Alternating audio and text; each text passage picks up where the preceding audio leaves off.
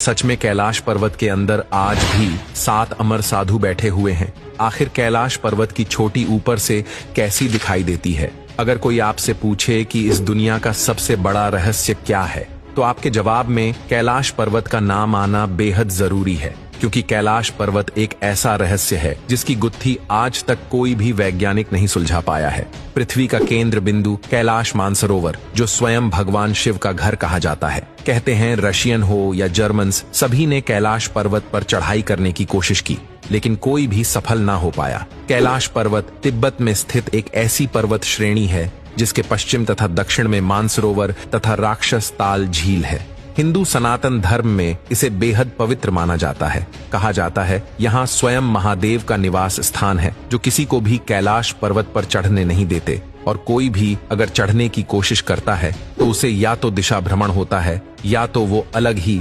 Dimension में पहुंच जाता है। लेकिन कैलाश पर्वत में एक ऐसी भी गुफा है जहां आज भी 7 अमर साधु तपस्या में लीन है, जिसे आज तक किसी भी व्यक्ति ने नहीं देखा, लेकिन हमारे पुराणों में इस बात का दावा मिलता है। कई सारे पर्वतारोहियों ने दावा किया है और ये माना है कि कैलाश पर्वत में एक ऐसा भी भाग है जहां पर चढ़ाई करते समय अजीबोगरीबे आवाज आती है। ऐसा लगता है जैसे यहाँ कोई गुफा मौजूद है जहां पर कोई मंत्रों का जाप कर रहा है। इसी श्रेणी में यहाँ अमर सप्त ऋषियों के होने का दावा किया जाता है। कश्यप, अत्रि, भारद्वाज, विश्वामित्र, गौतम, जगदम्नी और वशिष्ठ ऋषियों, जिन्हें सप्त ऋषि कहा जाता है, इन्हीं का यहाँ पर वास है।